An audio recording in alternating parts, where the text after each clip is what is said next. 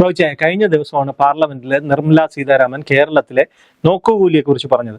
സമാനമായ രീതിയിൽ ഒരു സമരം CITU പാലക്കാട് നടത്തുകയാണ്. അതിനെതിരെ വ്യാപാരികൾ പ്രതിഷേധത്തിലുമാണ്. എന്താണ് ഒരു മാറ്റം കേരളത്തിൽ എന്ന് വരും? കേരളത്തിൽ അടിസ്ഥാനപരമായി ഒരു മാറ്റവും വന്നിട്ടുമില്ല, വരാൻ പോകുന്നുമില്ല. അതിൻ്റെ കാരണം എന്ന് പറയുന്നത് നമ്മുടെ അടിസ്ഥാനപരമായ നമ്മുടെ തൊഴിലാളികളുടെ മനോഭാവത്തിനകത്ത് ഒരു മാറ്റവും വന്നിട്ടില്ല. ഇപ്പോഴും ഇതേപോലെ കൊടികുത്തി സമരം നടത്തുക, വ്യവസായം നടത്താൻ വരുന്നത് അല്ലെങ്കിൽ സംരംഭകരായി വരുന്നവരെ ഓടിക്കുക, അത് തട്ടുകടക്കാരൻ മുതൽ കോടീശ്വരൻ വരെയുള്ളവരോടുള്ള സമീപനം ഒന്ന് തന്നെയാണ്. കാരണം അത് നമ്മൾ വർഷങ്ങളായി പിന്തുടർന്നു വരുന്ന ഒരു സംസ്കാരം, തൊഴിൽ സംസ്കാരത്തിൻ്റെയും ഒരു രാഷ്ട്രീയ സംസ്കാരത്തിൻ്റെയും ഉപോൽപ്പന്നമാണ് ഇത്തരത്തിലുള്ള ഈ ദാർഷ്ട്യവും ഇത്തരത്തിലുള്ള ഈ സമരങ്ങളും. നിങ്ങൾ ഇന്ത്യയിലെ ഏത് സംസ്ഥാനങ്ങളിലാണ് ഇവിടെ നടക്കുന്നതിൻ്റെ പകുതി പോലും തൊഴിൽ സമരങ്ങളും മറ്റിടത്ത് എങ്ങുമില്ല. കൂലി കൂടുതൽ ഇവിടെ തന്നെയാണ്, മറ്റ് സംസ്ഥാനങ്ങളിലേക്കൊക്കെ കൂടുതൽ എല്ലാമാണ്. ആ യാഥാർത്ഥ്യങ്ങളൊക്കെ മറച്ചു വെച്ചിട്ടാണ് നമ്മുടെ നാട്ടിലെ തൊഴിലാളികൾ അനാവശ്യമായ സമരങ്ങൾ നടത്തിക്കൊണ്ടിരിക്കുന്നത്. ഈ പാലക്കാട്ട് കുളപ്പുള്ളിയിലെ ജയപ്രകാശ് എന്ന് പറയുന്ന ഒരു സിമൻറ്റ് വ്യാപാരിയുടെ കടയിലാണ് ഈ പ്രശ്നം ഇപ്പോൾ ഉണ്ടായിരിക്കുന്നത്. അദ്ദേഹം ഈ സിമൻറ്റ് ലോഡ് ഇറക്കുന്നതിന് വേണ്ടി ഒരു യന്ത്രം 6 ലക്ഷം രൂപ കൊടുത്തൊരു യന്ത്രം വാങ്ങിച്ചിരുന്നു. അത് കയറ്റുന്നിടത്ത് ഒരു തൊഴിലാളി, ഇറക്കുന്നിടത്ത് ഒരു തൊഴിലാളി, ആ മട്ടിലാണ് ആ യന്ത്രം ഡിസൈൻ ചെയ്തിരിക്കുന്നത്.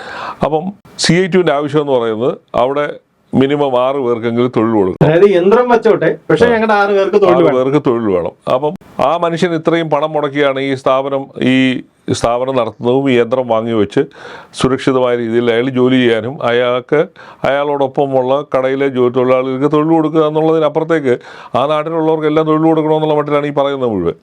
അപ്പോൾ ഇതെന്താണ് കേരളത്തിൽ പുറത്തേക്ക് കൊടുക്കുന്ന ഒരു മെസ്സേജാണ്. 3 ദിവസമോ 4 ദിവസമോ മുമ്പാണ് കേന്ദ്ര ധനകാര്യമന്ത്രി നിർമ്മല സീതാരാമൻ പറഞ്ഞത്, തൊഴിലെടുക്കാതെ നോക്കൂലി എന്നുള്ള പേരിൽ പണം വാങ്ങിക്കുന്ന ഇന്ത്യയിലെ ഏക സംസ്ഥാനം കേരളമാണ്. അതാണ് കമ്മ്യൂണിസ്റ്റ് ഭരണത്തിൻ്റെ സംഭാവന എന്നുള്ള മട്ടിലാണ് പറഞ്ഞത്. അതിനെതിരെ ഇവിടെ കിടന്ന് ഇവിടുത്തെ മന്ത്രിമാരൊക്കെ പുറകുറുക്കുകയും അങ്ങനെയല്ല എന്നൊക്കെ പറഞ്ഞ് സ്ഥാപിക്കാൻ ശ്രമിക്കും. അത് പറഞ്ഞ് നാക്ക് വായിലിടുന്നതിന് മുമ്പാണ് ഈ തരത്തിൽ ഈ ജയപ്രകാശിൻ്റെ അവസ്ഥ എന്ന് പറയുന്നത് നമ്മൾ കാണുന്ന പോലെയല്ല. ഈ തൊഴിലാളികളുടെ ഈ സമരം തുടങ്ങിയ സമയത്ത് ജയപ്രകാശ് ഹൈക്കോടതിയെ സമീപിക്കുകയും പോലീസ് പ്രൊട്ടക്ഷൻ ആവശ്യപ്പെടുകയും ഒക്കെ ചെയ്തു. അത് തന്നെ അംഗീകരിച്ചുകൊണ്ട്, അതായത് ജയപ്രകാശിൻ്റെ ആവശ്യം യന്ത്രം ഉപയോഗിച്ച് സിമൻറ്റ് ഇറക്കുന്നതിൽ എന്നുള്ള അനുവാദം കൊടുത്തുകൊണ്ടാണ് ഹൈക്കോടതിയുടെ വിധി ഉണ്ടായത്. പക്ഷേ തൊഴിലാളി സംഘടന എന്നുള്ള നിലയിൽ CITU അതൊന്നും അംഗീകരിക്കാൻ തയ്യാറല്ല. പ്രത്യേകിച്ച് അവർ ഭരണത്തിലിരിക്കുകയായതുകൊണ്ട് അതൊന്നും അവരെ ബാധിക്കുന്നില്ല എന്നുള്ള മട്ടിലാണ് അവർ ഇതുകൊണ്ടുള്ള സമീപനം. അപ്പോൾ ഇത്തരം ഈ മർക്കടമുഷ്ടി, തൊഴിലാളി സംഘടനകളുടെ മർക്കടമുഷ്ടി ഉണ്ടാക്കുന്ന പ്രശ്നമെന്ന് പറയുന്നത് ഈ ഇമേജാണ്. നിങ്ങൾ ഇപ്പോൾ നമ്മളിവിടെ 10-15 കോടി രൂപ മുടക്കി ഇൻവെസ്റ്റേഴ്സ് മീറ്റ് ഒക്കെ നടത്തിയിട്ട് ഒരു മാസം ആയില്ല. അതിനു മുമ്പാണ് തന്നെയാണ് ഇത്തരം കഥകൾ ഇവിടെ പുറത്ത് വന്നു. ഓരോ ദിവസവും വരുന്നുണ്ട്. അത് പുറത്തധികം വരുന്നില്ല. ചിലതൊക്കെ പ്രത്യേകിച്ച് ഈ ഗ്രാമപ്രദേശങ്ങളിൽ നടക്കുന്നതൊന്നും വരുന്നില്ല എന്നുള്ള ഒഴിച്ചാൽ ഇതെല്ലായിടത്തും ഇപ്പോഴും വളരെ കൃത്യമായി നടന്നുകൊണ്ടിരിക്കുകയാണ്. പ്രത്യേകിച്ച് ചുമട്ടുതൊഴിലാളികളുടെ ഈ പ്രശ്നം എന്ന് പറയുന്നത് ഇത് ഒരു കുത്തക അവകാശം പോലെ വെച്ചിരിക്കുകയാണ്. അവരുടെ ഈ തൊഴിലെന്ന് പറയുന്നതും മറ്റു തൊഴിലുകളിലേക്കൊന്നും ഈ ഇത്തരം സാഹചര്യങ്ങൾ മാറിയിട്ട് പോലും അത് മാറാനോ അതിനനുസരിച്ചുള്ള ഒരു ഈ പെരുമാറ്റത്തിലോ ഒന്നും അവർ യാതൊരു തരത്തിലുള്ള മാറ്റങ്ങൾ വരുത്താൻ തയ്യാറല്ല. പാലക്കാട് നോക്കുകയാണെങ്കിൽ ആ നാട്ടിലെ മുഴുവൻ വ്യാപാരികളും പ്രതിഷേധിക്കുകയാണ്. ഉച്ചവരെ ഹർത്താലായിരുന്നു. അപ്പോൾ വ്യാപാരികൾ പറയുന്നൊരു കാര്യമുണ്ട്. കാരണം ഇപ്പോൾ ഒരു കടയുടെ മുമ്പിൽ കുടിൽ കെട്ടിയിരിക്കുകയാണ്. സാധനം വാങ്ങാൻ വരത്തില്ല ആരും. സാധനം വാങ്ങാൻ വന്നാൽ തന്നെ ഇവർ ഭയപ്പെടുത്തി ഓടിച്ചു വിടുകയാണ്. അപ്പോൾ അയാൾ ഇത്രയും പണം മുടക്കി ഒരു സിമൻറ്റ് ഗോഡൗൺ നടത്തുന്ന അയാളുടെ ഇൻവെസ്റ്റ്മെൻറ്റിനെ കുറിച്ച് യാതൊരു ബോധവുമില്ല. നിങ്ങൾ വ്യവസായം വരണം, ആൾക്കാർ അതിനുള്ള അന്തരീക്ഷം ഞങ്ങളിവിടെ ഉണ്ടാക്കുന്നു എന്ന് പറയുന്നവരാണ് ഒരു കടയിൽ തൊഴിലാളികളുടെ സമരത്തെ അത് ന്യായമായ രീതിയിൽ തീർക്കാനോ അല്ലെങ്കിൽ കോടതി വിധി ഉണ്ടായിട്ട് അത് അംഗീകരിക്കാൻ മനസ്സില്ലാത്ത തൊഴിലാളി യൂണിയനാണ് CITU എന്ന് പറയുന്നത്. അല്ലെങ്കിൽ ഏത് തൊഴിലാളി യൂണിയനും ആയിക്കോട്ടെ. അപ്പോൾ ഈ നാട്ടിലെ നീതിന്യായ വ്യവസ്ഥയ്ക്ക് എന്ത് സ്ഥാനം? ഭരണകൂടത്തിന് കൃത്യമായി നടപ്പാക്കാൻ പറ്റാത്തതുകൊണ്ടാണ് ആൾക്കാർ കോടതിയെ അഭയം തേടുന്നത്. അതുപോലും അംഗീകരിക്കത്തില്ല, ഞങ്ങൾക്ക് അതൊന്നും ബാധകമല്ല എന്നുള്ള മട്ടിലാണ് കുടിൽ കെട്ടി അവിടെ ഇരിക്കുന്നത്. ഈ കുടിൽ കെട്ടിയിരിക്കുന്നതൊക്കെ ആര് വരും? ഇതല്ലേ എല്ലാവരും ഈ മെസ്സേജ് അല്ലേ ഇന്ത്യ മുഴുവൻ പോകുന്നത്, അല്ലെ പുറം രാജ്യങ്ങളിലേക്കും പോകുന്നു. അതുതന്നെയാണല്ലോ ധനകാര്യമന്ത്രി പറഞ്ഞത്. ഇവിടെ ഇപ്പോഴും ആ സംസ്കാരം നിലനിൽക്കുകയാണ്. അതിനപ്പുറത്തേക്കൊന്നും മാറിയിട്ടില്ല. നമ്മളിവിടെ കണ്ടതല്ലേ നെയ്യാറ്റിൻകരയിൽ ഒരു ഇഷ്ടിക കളത്തിൽ ഇത് തന്നെയാണ്.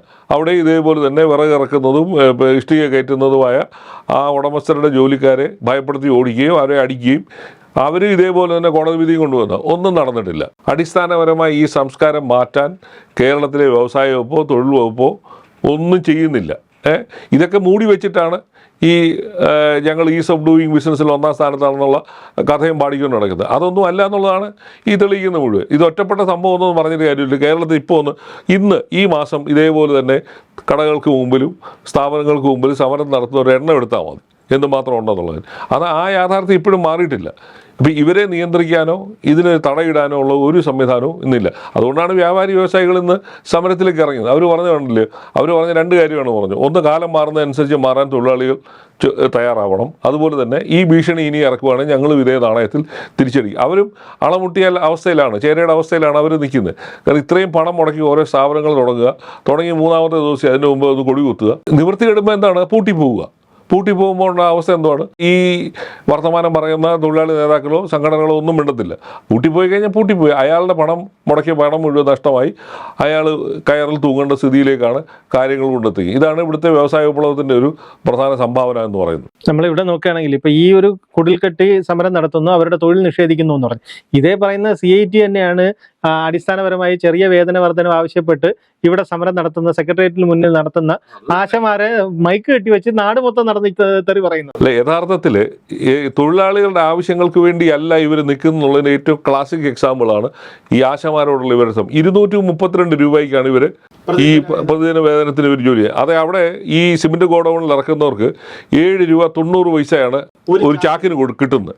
ഒരു ലോഡ് വരുമ്പോൾ എത്ര ചാക്ക് ഇറക്കുക, അതിന് ആ അനുപാതത്തിലാണ്. അപ്പം അവർക്ക് കിട്ടുന്ന പൈസ ഇത്ര നല്ല തുക കിട്ടുന്നവരാണ് ഈ പാവപ്പെട്ട ഈ സ്ത്രീകളോടുള്ള ഇവരുടെ ഇവർ കൃമികളാണെന്നും സാംക്രമിക രോഗം വരുന്ന കീടങ്ങളാണെന്നും പാട്ടകിലിക്കുന്നവരാണെന്നും എന്നൊക്കെ പറഞ്ഞുള്ള കഥകളൊക്കെ അവരെ അവമാനിക്കും. അവരെ തൊഴിലാളികളായിട്ട് അംഗീകരിക്കാൻ ഇവർക്ക് മനസ്സില്ല. കാരണം അവർ ഇതേപോലെ തന്നെ പിടിച്ചുപറി സംഘം അല്ലാത്തത് കൊണ്ടാവാം അവരോടുള്ള CIT-ൻ്റെ നേതാക്കളുടെ തന്നെ പെരുമാറ്റം. ഇപ്പോൾ ഇന്നും CPM-ൻ്റെ സംസ്ഥാന സെക്രട്ടറിയും അവരെ 10 വള്ളു വളച്ച് പറഞ്ഞിട്ടാണ് ഉപയോഗിക്കുന്നത്. മഴവിൽ സഖ്യമാണ് സമരം നടത്തുന്നത്, അവരുടെ ആവശ്യം ന്യായമാണെന്ന് പോലും അംഗീകരിക്കാനുള്ള മനസ്സില്ലാത്ത തരത്തിലാണ് പറയുന്നത്. അവർ ഈ CIT സമരം നടത്തിയാൽ അത് മഹത്തായ കാര്യവും, ആശാവർക്കർമാർ സമരം നടത്തിയാൽ അത് ദേശദ്രോഹവും സർക്കാരിനെ താഴെയിടാൻ വേണ്ടിയുള്ള സമരമാണെന്നാണ് വ്യാഖ്യാനിക്കുന്നത്. അപ്പോൾ ഇത്തരം സമരങ്ങളോടുള്ള സമീപനം എന്താണ്?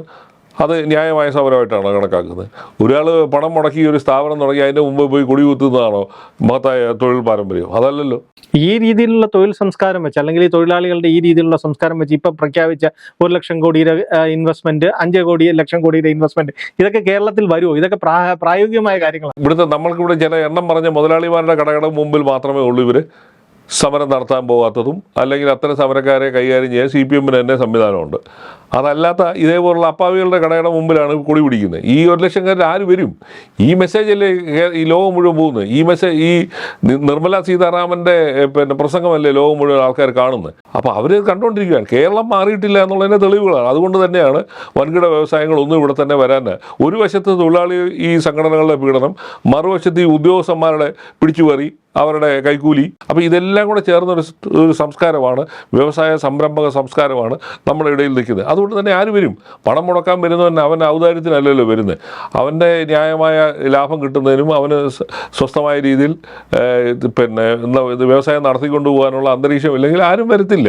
ഇന്ത്യ മുഴുവൻ വലിയ തോതിലുള്ള ഇൻവെസ്റ്റ്മെൻറ്റുകൾ പുറത്തുകൊണ്ട് രാജ്യങ്ങളിൽ വന്നുകൊണ്ട് നമ്മുടെ തൊട്ടയൽ സംസ്ഥാനമായ തമിഴ്നാട്ടിൽ ഈ ഒരു 4-5 വർഷത്തിനിടയിൽ 16-17 ലക്ഷം കോടി രൂപയുടെ നിക്ഷേപമാണ് വന്നിരിക്കുന്നത്. കേരളത്തിൽ വന്ന എത്ര വിദേശ നിക്ഷേപം വന്ന് 50 രൂപയുടെ പോലും ആരുടെയും വന്നിട്ടില്ല.